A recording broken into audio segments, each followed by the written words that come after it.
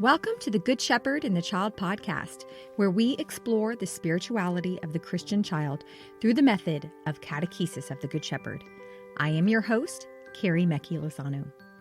Thank you all for joining us today. I am so excited because this week marks our 3rd anniversary of the podcast, and I want to thank all of you who have joined me on this journey and explored this method, explored the child, explored God through the eyes of the child with me for the last 3 years.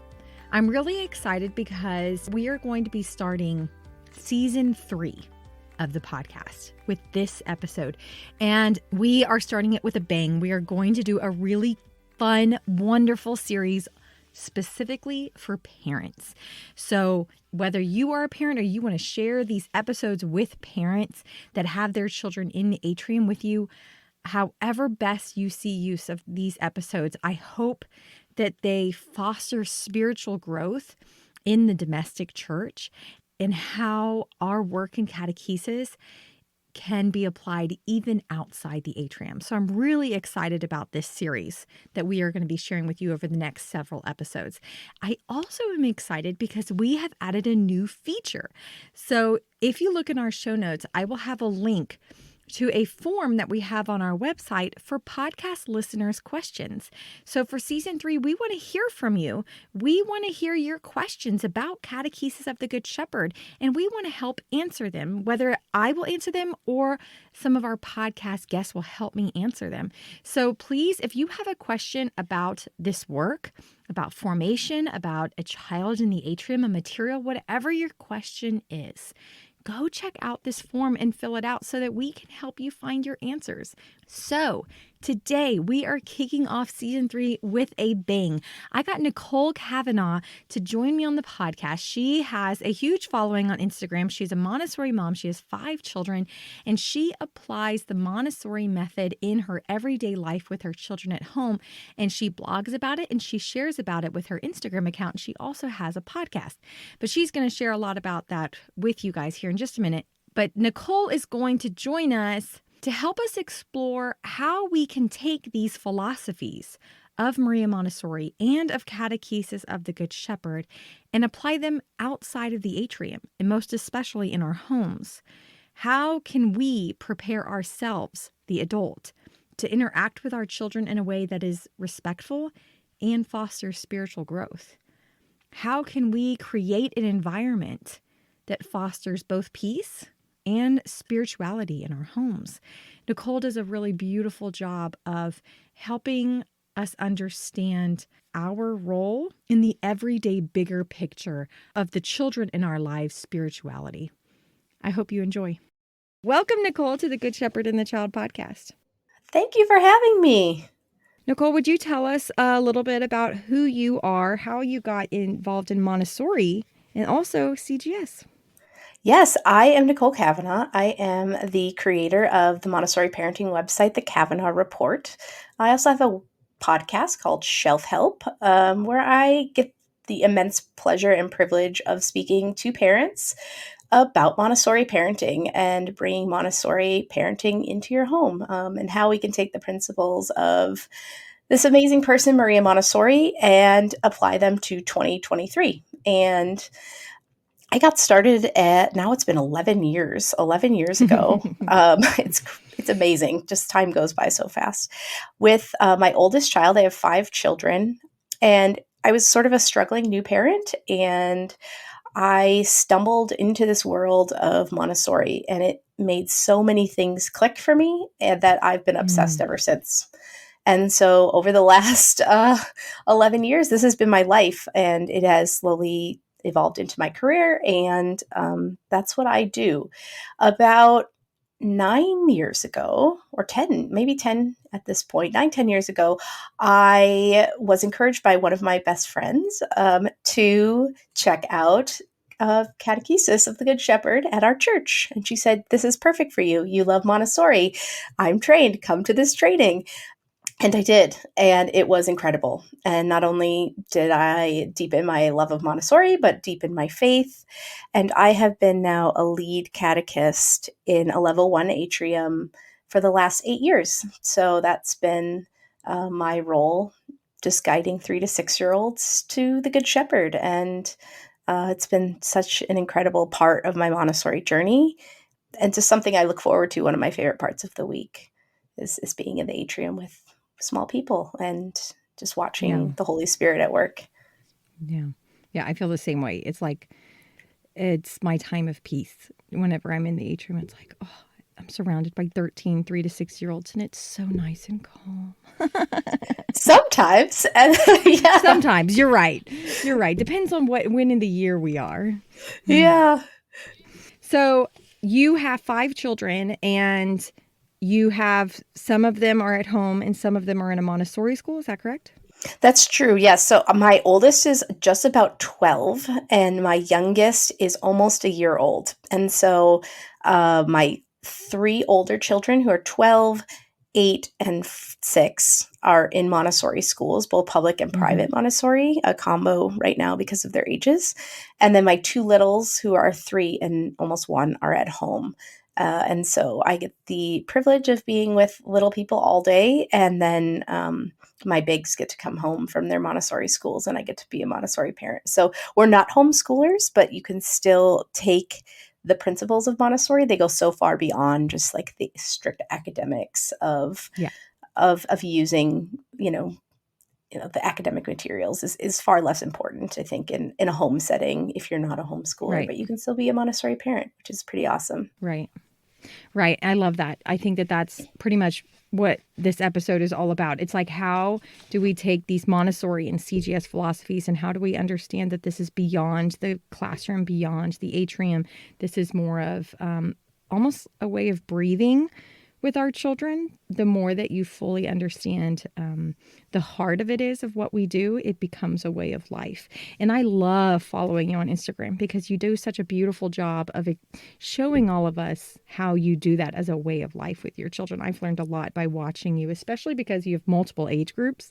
You have them in multiple planes of development. And so it really helps to see that, like, you can have this 1-year-old who's getting into the material that's really designed for the 9-year-old, and that's okay. And how does that work? Like, I think at least for myself, I go into it thinking, no, that's not what's supposed to happen.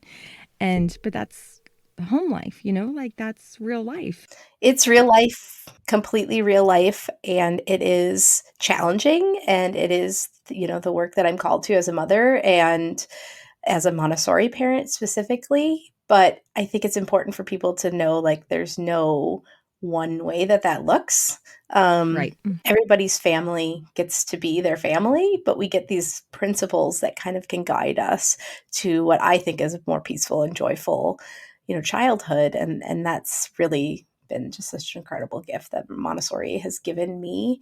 And that hopefully I can share with the world through, some of those glimpses, because we do have a big, Catholic family. And a lot of the time you don't see these sort of alternative ways of parenting apply to people who do have, children who are preteens and babies, because that's not necessarily what a lot of families look like. And so I feel really blessed to be able to share that. Yeah. I feel like understanding these philosophies a little bit more has made me a better mom. Like, it's made me count my words, and it's made me, how we always say, you don't correct unless it's destructive, disruptive, or dangerous. Like, as a mother, like, I can think like, okay, this isn't worth correcting, or the planes of development is huge as a mother, helping me understand that my 3-year-old, this is a normal expectation for him, or honestly, than my 17-year-old who acts just like the 3-year-old. So not in a, I don't mean that in a behavior way. I mean that in the way they look at the world way, like she's in that parallel plane with him. And so it's very normal that she's wrapped up in her own world the same way that the 3-year-old is. And so I don't feel like there is something wrong happening. Montessori and the planes of development helped me know that, okay, this is normal, and this will end in a couple years, so I'm so immensely grateful. And so I'm excited to get to talk about it with you. Yeah, I think one of the biggest shocks for me was moving from a child in the first plane of development that is like under 6 to a child in the second plane of development when all of a sudden they're just like messy. They're just so Yeah. chaotic and Mm-hmm. they have these thoughts and these ideas and you're just like what happened to the little, like very organized 4-year-old who like had their things and they had their plan and now it's just like I've got 22 ideas and 14,000 scraps of paper and I'm going to glue them together and make this work and then I'm going to leave it all on your kitchen floor. And if I didn't have Montessori, that would be infuriating. And now I can see, Yeah. like, this is God's design. This is how their brains work. This is what they need in this moment. And yes, we're going to guide them to doing, the complete task and not keeping that work on my kitchen floor. But I don't need to feel personally like, oh, I've done something to like make these children not clean up or I need to guide them or correct them into better behavior because I just know this is where their brain is at and Right. we can meet them where they're at and we can guide them with love and joy and just marvel in this incredible stage in their life where they can have all these amazing ideas and then the energy to act on them, Right. even if that's sometimes inconvenient for us as adults. Right. Right. It's been very helpful. And we're not going to have time to get into all the planes of development in this episode. So I'll put we did an episode on planes of development like a year ago. So I'll put a link to that in the show notes and it dives into each of them and what to expect and all of that. So how have you been able to create your home in a way that allows for this type of respect for the child in each of these different planes of development that can create like a very peaceful, restful, but also a place that meets their developmental needs? How have you been able to do that? It's taken time. It is the work of me as the prepared adult in our environment to prepare the environment. And so it it is a combination. Marie Montessori defines, prepared environment as both on one side the physical environment and on one side the spiritual environment. And so the spiritual environment is that relationship, the way that we see and interact with the child. And so that has taken a lot of time and a lot of work on the part of me and my husband to shift how we've learned to parent and how we were taught to parent and how Mm-hmm. society teaches us and tells us to parent. So there's that aspect of preparing your environment in our home. And that is by far the biggest way that we've sort of made space for peace and made space for rest and made space for our children is our own behavior and expectations. And then there's the actual physical environment. And so making changes that allow your children to be a part of the home in a very meaningful and real way instead of this is Mm-hmm. my home that I now have a baby in. This is Mm-hmm. our whole home. How do we create spaces where my child has access to everything they need without feeling like it's interrupting me? They have to come to Mm-hmm. me to get something. They have to involve me or get around my things. How can we create a space that works for everyone? And so it really is about creating accessible spaces. So how can I change easy things in my house to make them accessible? Usually houses have like let's say your closet bar is really high. Adults, I struggle as a Mm-hmm. small adult to reach the closet bar, right? And so how can I instead of expecting that or placing my child's clothing on that bar, um, move it down to a level where they can reach it themselves so that they, when they are cold or when they are ready to go out or whatever it is, can reach it on their own. They can make that decision and use their own autonomy to help with that process because especially young Mm-hmm. children are really driven to do these sort of practical things for themselves. Um, and sometimes the environment can be a really big hindrance to that work. And so it can be as simple as moving like 3M hooks down low. It can be something like adding a children's wardrobe into your space. So what it looks like in practice really depends on a lot of different things: your space, your budget, your amount of commitment to it. your cultural values, all sorts of different things. But the bottom line is, how can we make this space accessible so that our children can act independently? And so Mm-hmm. that has looked like adding child-size furniture in. It has looked like adding things like, a light switch extender, which is just like a little thing you could add to your light switch so that they can turn it Mm-hmm. on and off without you. Like these little things that you don't necessarily think about if you're not wanting your children to independently access your space. And so it's been a slow process, though. This has not been like one day we're like, oh, I'm Montessori now, and my whole entire house has changed. It's been something that we've added to and expanded over the last 11 years. Yeah.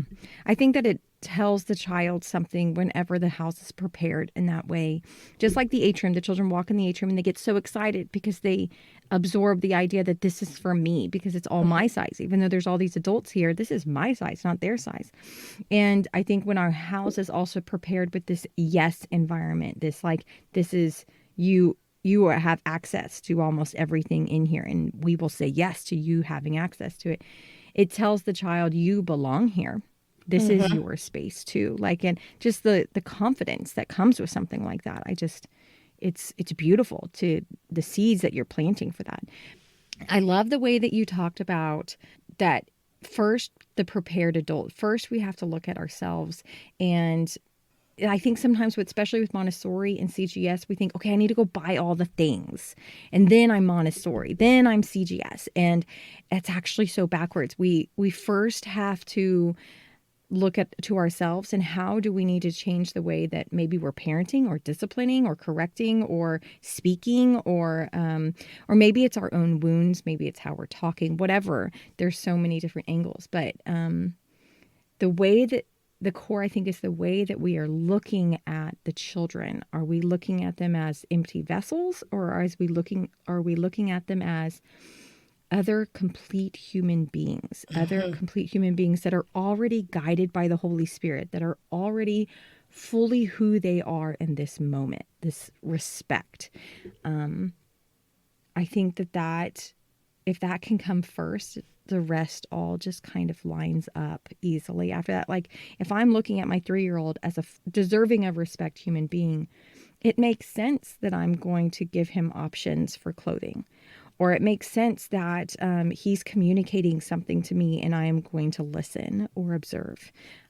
All the rest just kind of lines up whenever we can first start with that with ourselves. It does, but that is hard work. And It I is. always want to let parents know that's the hard work. It is easy to Uh go huh. on Instagram and say, I really like that, little kitchen that you're using. You can go and buy that. I can send you a link to that, but that's not going to change your relationship with your child. It's not going to change your Yeah. child's behavior. It is your own mental shift, and that takes Mm hmm. years, and it is really challenging. And even 11 years later, I'm still learning and unlearning and changing and apologizing and humbling myself before my children because I don't have all the answers and I'm not always perfect, and that is the hard work of being a Montessori parent. Yeah. Yeah. It is definitely humbling. I almost wonder if this is why God created the domestic church, if God created the family, because it's almost like having little mirrors all around you in order Yeah. to be like, oh, so I need to work on these things. Instead of it's my job to form you, it's all of these little people's job to reflect Yes. myself back to me. So be like, oh God, you need to work on these things. Or, Mhm. like how Montessori talks so much about their absorbent mind. Oh my gosh, they absorb even our faults. They absorb all of our wounds and all of our like, you know, it's funny. Whenever I think, oh my gosh, I wish that they didn't like yell at their sibling like that. And then I think, oh, well, they got that from me. Mhm. They got that from me. Or I wish they didn't speak like this. And I'm like, oh, well, they got that from me. So it's a lot of work. It's humbling. It's like, oh, It is. It shoot, is. dang, I got a lot of work to do. It's very hard to see that, and it's also a great reminder of that's where we have to put our energy. And don't get me wrong, the physical environment is important, but there's serious work to do, often in just our relationship with our child Mm-hmm. and with ourself and our how are we giving ourselves grace and modeling that, because that absorbent mind is absolutely soaking in our own relationship in the way that we give ourselves that permission to not be perfect. And so Right. I think that's also really important to know, like, none of us are going to get this Yeah. 100% right. And we are Yeah. teaching our children that it's okay. It's okay to be, regular people, and we can be. Mm-hmm. There's no perfection here, and that's okay. And how to deal with that. Yeah, what a beautiful moral lesson that is too, that we're, Hmm. like we're teaching our children that we screw up, but that we seek mercy and that our God is Hmm. merciful. So one of the best things that my mom taught me was that she would come and ask me forgiveness when Hmm. she would get upset or something. And that had a huge impact on me. And there's so much of the mercy of God in that. That our children also absorb how we react to our imperfections, and then they also see, okay, great, so then I don't have to be perfect, I can give myself mercy as well. Yeah. And ask for forgiveness, and that is Yeah, it's so hard to ask for forgiveness, especially it is. if you've never been apologized to. If that's not normalized in your house, how are you expecting your children to turn around and then apologize and ask for forgiveness on their own? Because that's where they're learning it. And so it's Mm-hmm. humbling, like I said, but it is the big work of being a Montessori parent. It is. It amazes me, Maria Montessori's writings 100 years ago, Hmm. when I feel like child psychology is just now starting to say the things that she said 7,500 years ago. It's pretty amazing. Yeah. So, Nicole, in your house, how would you say that you foster concentration in your children? And I love this because on a spiritual side, concentration leads to prayer. So, how in your household are you able to foster that, especially with 5 kids? I think it is a matter of trusting, especially trusting that God has placed in our children the ability to develop themselves. And so Maria Montessori has really taught us and said, children have within themselves, especially young children, this ability to move through the earth, move through their environment, and learn from it. And so often the adults act in love, and we want to say, "What are you doing? What are you doing? What are you doing? Don't do that. Don't do that. Let's do this. Let's do that." We want to make sure our children are getting this like full range of experiences Mm-hmm. and really, engaging with everything in our house. And we're doing that with our own intentions and our own best, like very best intentions. Um, but every time we do that, we are interrupting the important work that God has placed in their hearts and minds, right? Like, we don't know what that is. And that's really frustrating, but our children do. They just know, and they're doing that work. And so every single time we are sort of feel called to interrupt them, especially even babies, even little, very Mm-hmm. tiny newborns, we are breaking their powers of concentration. We're teaching them subconsciously that I need an adult to tell me what I need to do. I can't trust myself to make those decisions. I can't trust what I am choosing to do as being a choice that is important. And so in our house, we really make a very conscious effort from the time our children are born to let them concentrate until they're done. Let them focus on, even from an infant, like a very little baby, if they're staring at the wall, some like shadows playing on the wall, let's wait for 5 extra seconds until they stop looking at that and they have shifted their attention. And that's hard. That's another hard pattern to get into, just moving at a much slower and intentional pace, especially in a world that doesn't value those things. But it allows them to start to trust and more deeply be able to concentrate and give themselves that inherent ability to focus on what they're doing and to enjoy what they're doing, because it is self-driven work. And trust that they will become well-rounded, fully developed people, even without us leading every second of their time, which Mm-hmm. is it's hard to do. When it comes to having like multiple children and a lot of different, it's playing referee. It is, I see that they're working right now. Let's go find something else to do. If a little brother is going up to a big brother, it is sometimes, letting that child have that extra 5 minutes and then calling them to dinner because we see that they're deeply engaged in that work, and this is not the time for them to immediately obey and come um, at our exact time schedule. And so it's Mm-hmm. it's really just seeing again that respect, that the work that they're doing is really important. And I like to think of it as like if I'm working and I'm writing something, and someone, my children do this, they come in and they're just like, I need this, I need that, I need this, I need that. It's super frustrating. And Mm-hmm. it becomes very difficult to concentrate on what you're doing.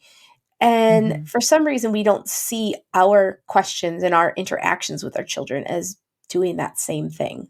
Um, Mm-hmm. when they're playing, maybe we sit back and watch them play instead of asserting ourselves in that play, instead of saying, oh, what color is that? Oh, what shape is that? Oh, what are you doing with the doll? There are moments where you do want to provide like that rich language conversation, but is that the moment? Is this the moment where we're going to jump in and say, here's 1,000 questions that you also need to answer while you're trying to work through whatever it is that you're doing? And so it's really becoming much more intentional in our interactions with our children, and then creating a space that allows them to choose activity, like we had just Mm-hmm. talked about, giving them the time to not be scheduled in 1,000 sports, not be scheduled in um, all the things after school, just free play and the time to make decisions for themselves and the time to follow their interests in a very deep way, so that what they're doing is captivating for them. And Mm-hmm. especially as they get older, I think it's really important to give that time to, my kid is into to the history of, ancient Greece. How am I giving them that time to go after that interest and learn deeply about that interest and explore that interest in different ways? That's not like in between all of these other activities that we've sort of want them to do. And it's hard to balance. It's a habit shift. It's a habit to Yes. have to. It's like almost before I interact with my children to pause and ask, do I need to interrupt or do I need to interrupt them right now? Whether they're being, I feel like I need to correct them, or because I'm just curious and wanting to like engage and show them that I'm present. Like pausing and checking ourselves as the prepared adult again. Hmm. Nicole, what do you do when your children say to you, I don't know what to do? I'm bored. I say boredom is great. Boredom is a regular human emotion. I think as adults, and especially those of the previous generations, especially my generation, we have been taught that boredom is the worst. That is the worst possible state that you could be in. You need to be entertained at every moment. And that's not true. It's not true. Boredom is a regular part of human life. It's something that God is placed in our world. That is it. Mm-hmm. You can be bored. And so it is a shift of saying, oh, I see that you're bored. I wonder what you'll do with that boredom. I wonder what you'll do with your time. What a gift you have to have this time. And um, I can help you sometimes, depending on their age and their stage. Like maybe, do you need some suggestions? Do you just need your boredom acknowledged? Sometimes they just need to say, like, oh, I see that you are bored. Okay. Like, it's okay to be bored. And they just need that acknowledged like they would any other feeling. And sometimes it is a signal to me as the prepared adult to look at our environment. Maybe I do need to look, especially in the home environment. Do I have work meaning materials or toys or activity ideas that are meeting my children's current interests, that are challenging them in the way that they need to be challenged? Um, and so it's a time where I'm going to take a few minutes to observe, not in that exact moment, but um, a mental note for me to observe what my children have in their environment and where needs are being met. But it's Mm-hmm. also sometimes we're bored, and that's okay. And it's just really that Mm-hmm. shift, that even if you're not actively engaged in something, that's okay, especially for young children. I always think one of the parts of being in the atrium that was difficult is that you're like, oh, you're just around all this amazing work. I just want you to I want you to go back and repeat the Good Shepherd. I want you to go and move those sheep. I want you to deeply engage in that work. And they're just wandering around and you're just like, I'm bored. I don't know what to do. And letting them sit with that as an adult is really hard. And know that giving them the opportunity to sit with that boredom and figure out what they're going to choose next is equally important, because it's going to allow them to learn how to make those decisions, not just, in this atrium, but throughout life. But especially being in, in a Montessori environment, it's going to give them that tool. And it is a really hard tool to learn if you haven't had that tool before. So if you're new to Montessori or using Montessori in home, you might hear that a lot because so many children are used to being, well, let's color, let's do Play-Doh now, let's play blocks now, they're very scheduled, or we're going to go to the playground at this time and I don't care what you're doing because we made the plan that we're going to the playground right now. And when we try to shift away from that, we can hear, I'm bored, or I don't know what to do, or I don't know what to pick. And it's hard to sit with that, but it really teaches them some really valuable lessons. Yeah. Yeah, I agree. I'm sure you've seen this, especially in your own children.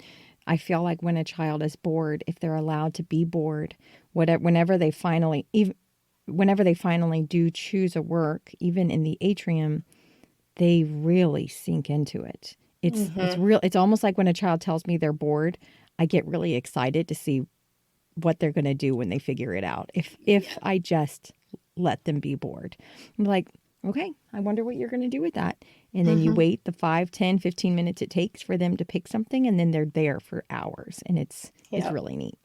Yeah, Marie Montessori identified something that's called false fatigue, which if you're a parent and you're hearing that a lot, Google that and look up false fatigue, because it's really a fascinating concept that this is just kind of how children's brains work too. So that they kind of need to be that bored and restful and restless state, in order to deeper go into things. Right. Right. And you spoke a little bit about the interrupting, our natural desire to just kind of interject ourselves. And it made me think about a quote from Maria Montessori Speaks to Parents. On page 23, she says, "It is useless for us to probe, for the child can no more give an account of the workings of his mind than he can account for his own bodily growth." And I think sometimes we ask our children to give a report about what they're doing. Maybe they're in the middle of playing with their doll or building something, and we want them to tell us about it, especially depending on the age of the child.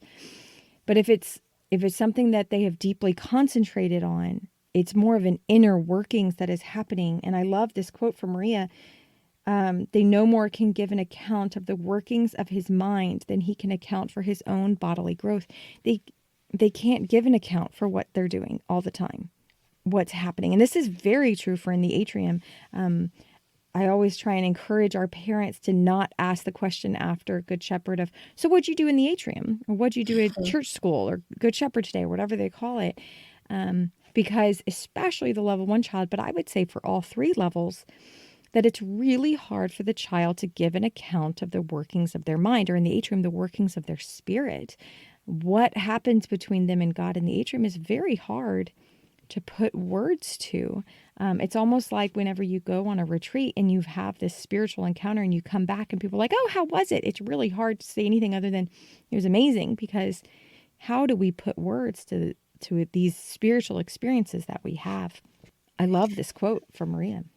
Well, and it's so counterintuitive to our broader culture, where we feel like we have to be talking to our children at all times to help them learn language. And so, it comes, and Maria Montessori is very clear about this, it comes from a place of love. We love our children deeply, and we want the best for them. And it's really hard for us to understand as parents that sometimes the best means sinking out of the place of, the spotlight. We don't need to take the spotlight. Our children need to take the spotlight. They're the ones that have that growing brain. They know, and they have it within themselves to use this environment to their advantage and to grow and Mm-hmm. develop to the person that God has intended them to be. God has placed that power within them. They are that seed. We talk about the Mm-hmm. mustard seed, and it's going to grow into this beautiful big tree. They have that. They are that person. And we can sit there and think about that, in the abstract. But then when we see our children in front of us, that becomes very difficult. We feel like we know best. And she's got another great chapter in this book. Maria Montessori speaks to parents. Let your children keep their secret. And it really is a secret. It is a secret what they're doing and what they, or it's let your child keep his secret. It is a secret. We don't know. But the way to know is not through questions. It is not through a direct examination. Once upon a time, I was an attorney, and that's what I went to school to learn. Right? Like, you learn questions, get the information, drill it out of them. No, your power as a parent is going to be best used in your observation. That Mm-hmm. doesn't mean that we can't figure out what our children need. It doesn't mean that we can't provide our children with what they need. But what we're going to do is sit back and watch with curiosity, and then respond in the environment, either through preparing ourselves, which is all this work that we've been talking about, or preparing our physical space. They need something more, or they need something less. Something needs to be removed. Let's say a child is really struggling with some boundaries, and not being, peaceful with the materials, is just being destructive. Maybe they aren't ready for that material to be removed. Not in this moment are we going to go in, step in and correct them, but we're going to change our environment and say, it seems like they weren't ready for that. Let's take this Mm-hmm. out, take a step back, and reevaluate from that place of, they weren't ready quite yet. Not that they're, why are you doing this? Why would you throw that? Why would you do, they don't know. They don't know. They can't articulate that to us. And we just have to trust that those seeds and that power is within them. And it was not Mm-hmm. something we needed to place in them. God has done that for us. And we just have to sit back and trust that seed is going to develop, and we can provide the environment for that seed. Mm-hmm. Mm-hmm. And like you said, it takes observation. We need to just sit and observe our children to know what those things are. And I think that silence is also a huge aspect to all of this. Silence allows for processing, both for us and for the child. Like, whenever they're going through something or we're going through something, allowing for space for silence for us to kind of have those few moments to digest what is going on. I think sometimes our probing can interrupt the processing, Hmm. where silence can allow for almost like we talk about a cycle of work, but almost a mental cycle of work to happen. Yeah, that gift of silence, I think, is cannot be spoken about enough. Yeah. It's incredible. And it's important for parents to know that children's brains aren't adult brains, right? Like, they don't have the same processing speed. They don't have the same interests. They don't have the same, ability to reason or control that you have an adult brain. And that's why it's so important to understand those planes of development, because when you understand that this is my child doing the best that they can with the brain that they have, it does make a big difference too. Yeah. Yeah. Well, Nicole, is there anything that you would say to parents who have children in the atrium? Is there anything that you typically tell your parents, or anything frequently asked question that you have? I think that the biggest takeaway I think I would hope that parents could know is that the atrium is a particularly special and beautiful place, and we don't want to reproduce that in our homes. That's not what we're Mm-hmm. trying to do. That's not, you can parent using the principles of Montessori, the principles that we use in the atrium, but it doesn't mean reproducing the atrium at home. It doesn't mean running out and buying yourself a mini altar because your child loves to do the altar work. And I think there's a certain amount of trust in the atrium and trust in the process that this isn't going to be, that situation where you can then ask them like, oh, what did you learn this week? Like, what the goal is not memorization of facts or Right. memorization of rules, especially in the level one atrium. That's just not how it works. And I think the best thing you can do to support your children and continue their growth is just let them be who they are at that phase. And then if you want to take, some of this home, you know, take them to mass and use rich language.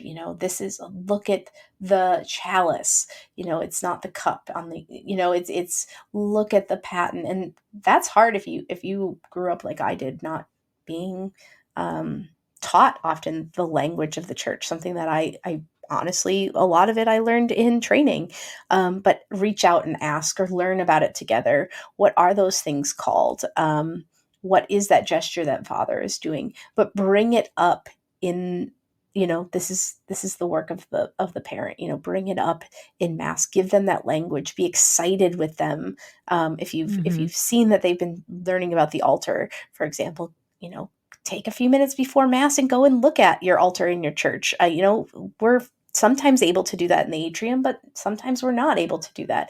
So really being excited with your children, sometimes creating a small prayer area at home where they can make those choices about what goes in that area and what they're doing, giving them opportunities to make choice at home, even if it's something simple like, do you want a granola bar or an apple for snack? Giving them that opportunity to have some autonomy and have some, decisions that are solely in their hands is really important because it's going to help support their work in the atrium. It's going to help them not be so overwhelmed with that choice, but also so enamored with that choice, because sometimes just, oh, I'm going to choose all the things because this is the only place that I'm getting to choose stuff. Can also interrupt concentration when they feel like they have to do it all, because where else are they going to have the power to make these decisions? So put some of that power back in your children's hands, and it can be in really small ways or it can be in really big ways. You can rearrange your whole entire house to be a Montessori parent, but you can also just rearrange your own behavior towards your children. You can also choose one part of their routine to give them more autonomy. It doesn't have to be all or nothing right away. Right. But that's the work that's going to support them being able to open up as much as they're called to by that Holy Spirit in the atrium, when they can sort of let some of those other things go, and really be their authentic selves in that space. And that's such a gift that you can give your children. Right. Right. I love that. I love that. I love allowing for an opportunity for choices. I think that goes back to the whole respecting the full human being that's in front of us, that they have opinions about what they want to eat, what they want to wear, what they want to do, and respecting that person. I think another big part of fostering spiritual growth as parents that we don't talk about enough, and this goes back to what you and I were talking about at the very beginning, is it first starts with us. Mm-hmm. And not in like a fake way, I want to model prayer so that my children pray, but actually have an authentic prayer life or an authentic interest in our faith, authentic interest in what is that called. I want to learn more, and an authentic seeing God and all the gifts and beauty that surround us. Like actually fostering that in your own self, it will naturally be absorbed by our children if it is authentic. Yeah, it absolutely will be. And just opening up, don't hide away when you're praying, invite them to those times where Yeah. you are, let them see you reading the Bible, let them see you praying the rosary, let them, there's a lot of like maybe forcing, like we're all going to do this right now, right? Like just be around them. Like that. Sometimes when you have an older child, I'm talking specifically as under 6, especially, let them just be around you. Their absorbent mind is soaking it in. And as they get older, we can really start to set some more, different boundaries and different expectations around behavior. Don't be afraid to take your child to mass because they're going to move around. That's what God is calling them to do. Yeah. Let them be They're children. Yeah. Let them be small children. And culturally, I think we could use some shifts in that area. We just Yes. have children who were made by God to move and to be loud and to ask questions.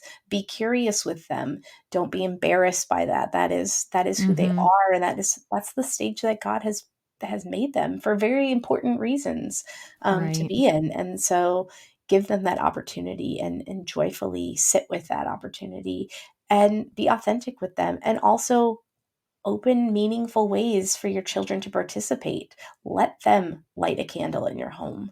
Let them snuff the candles. We just are coming out of the Advent season right now. And at one point we had, like 8 or 10 candles on our table, 8 or 10 candles. It's just like, okay, and it's like my little 3-year-old sat there and happily, snuffed every single Advent candle, and every single one of our, candles that we light at these days. And giving them that meaningful opportunity. This is why we're doing it. But like, you're also a person that does this because you're a full person of God in our family that's also able to offer that prayer to God. And we want your contribution, and your contribution is valuable here. And I think just taking those principles home and really just giving them that opportunity to do some meaningful prayer, that may not necessarily look like sitting still and praying Hail Marys. It's different for children because children are different than adults. And I think that's a really Yeah. important and valuable lesson for every parent to learn. Yeah. For all adults in our faith, it's a mind shift. We have to expect children to act like children, not little adults. Jesus said, let the children come to me, not the little people, little adults.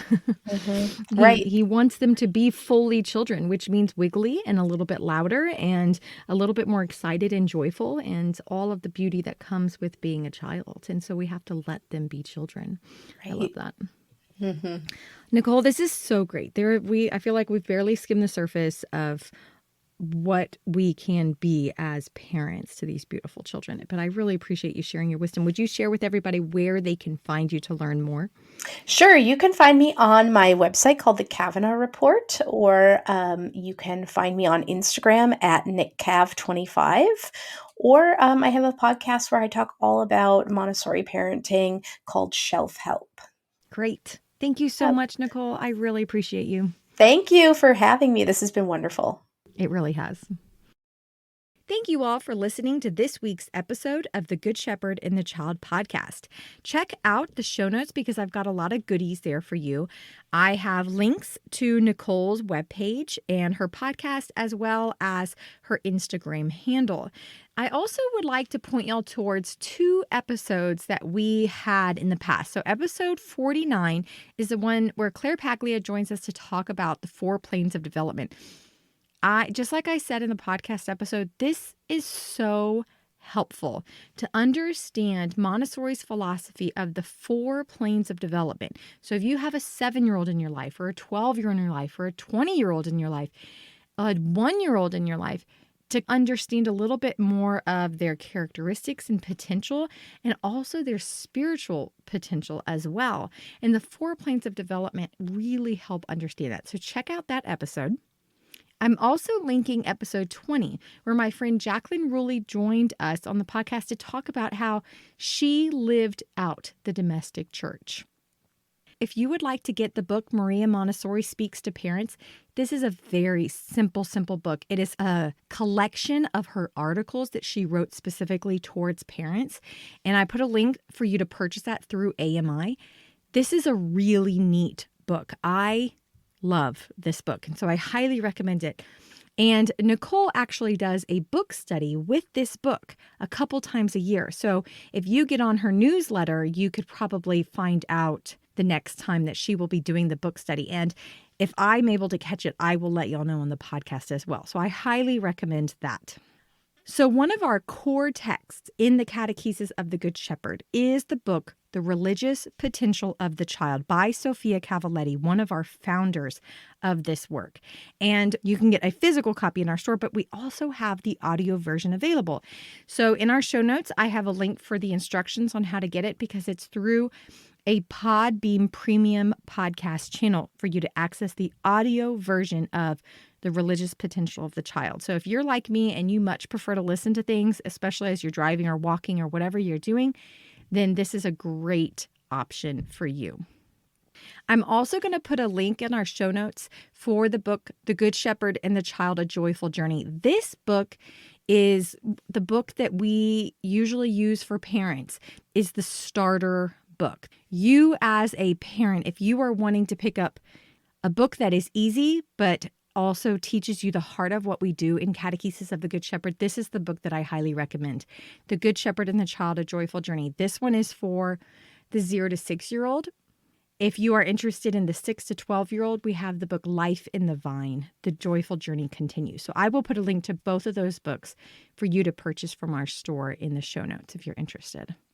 This podcast is sponsored by the United States Association of Catechesis of the Good Shepherd. So we would like to thank all our contributing members because you are making this podcast possible.